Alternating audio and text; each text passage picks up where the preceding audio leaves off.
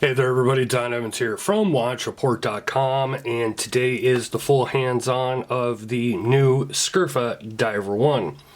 If you're not familiar with Scurfa watches, Paul is an actual commercial diver, and he started making watches a few years ago, and he really started out just he wanted to make a run for him and his commercial diving friends, and he posted some shots and it kind of turned into a business.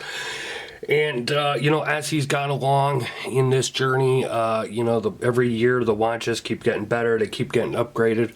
This example, I want to say, is the third example of the Diver 1 series. So it is a quartz watch. It's a Ronda 515 quartz.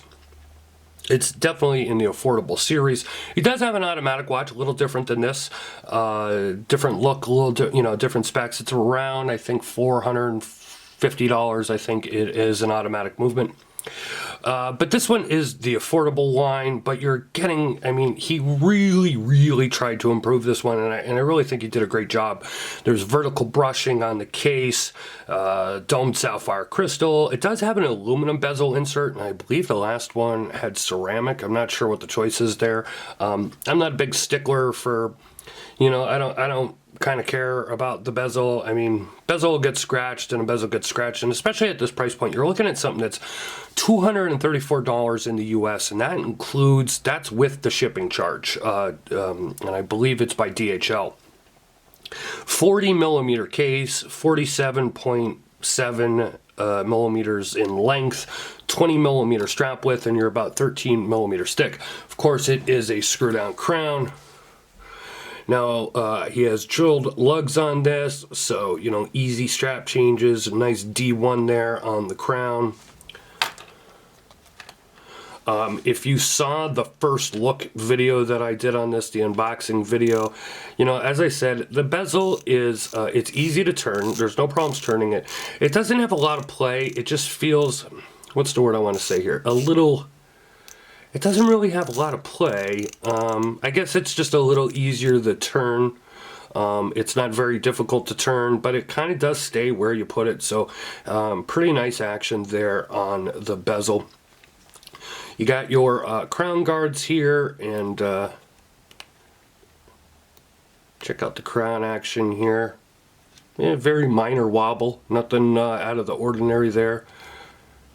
If you remember, I want to say it was like 2 years ago, I did one of the versions of the Diver 1, and they used to have this red silicone spacer on the crown. It was a little different style of crown and case here.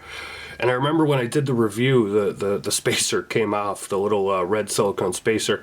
Obviously you could see he's decided to go with more of a traditional case.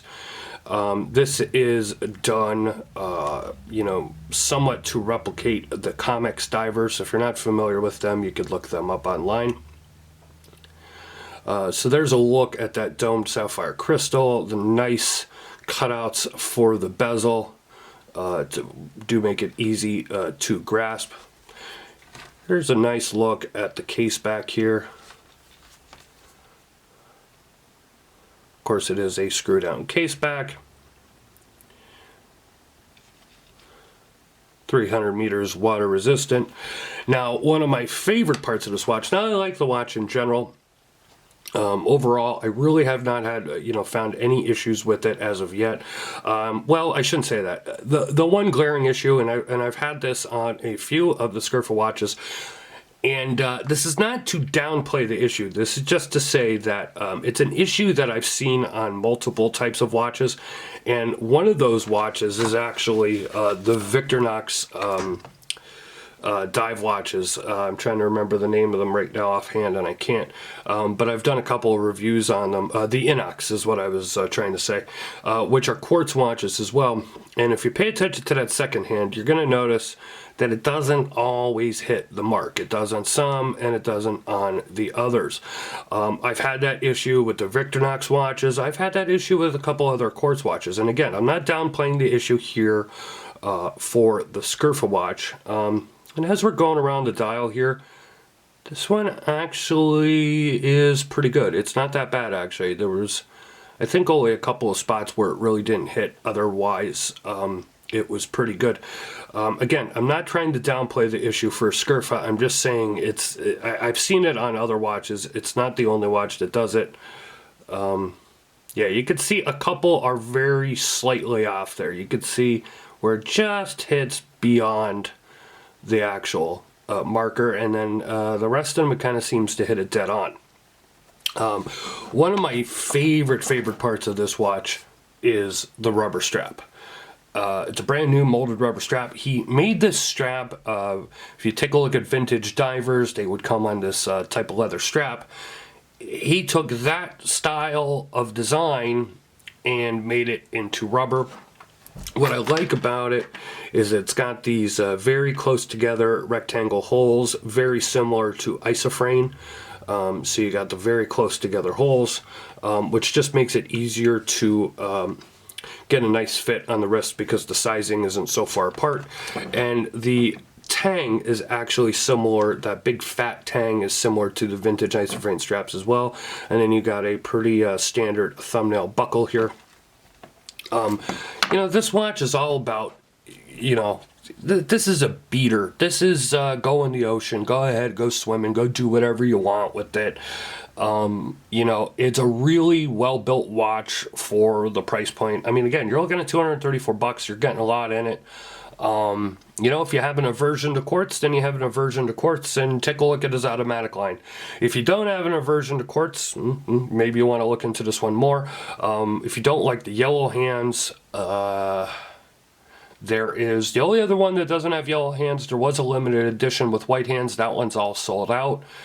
There's also, it comes in blue, but that has the yellow hands as well. And then there's an all PVD version, and they have more of like an orange copperish color hands. So maybe that would be the one you'd want to look at if you don't care for the yellow. Let me go ahead here and put it on my 7.5-inch wrist so you could see what it looks like. One of the things I like also about this strap, I'm somebody that does not like to wear a watch really tight on my wrist. I don't like it very loose, but I don't like it to be so tight that it's like, you know, cutting off my circulation. And what I found with this strap, I could go up one more, but for me it's too tight. But I can go down one, and while it's nice and loose, it's not sliding off my wrist. So it really conforms to my wrist nicely, and I like the way that feels. I love this strap. It's not a very thick strap. You can see it's contoured and beveled in here. It's super comfortable on the wrist. So if you're somebody that likes a nice rubber strap, you're going to absolutely love this.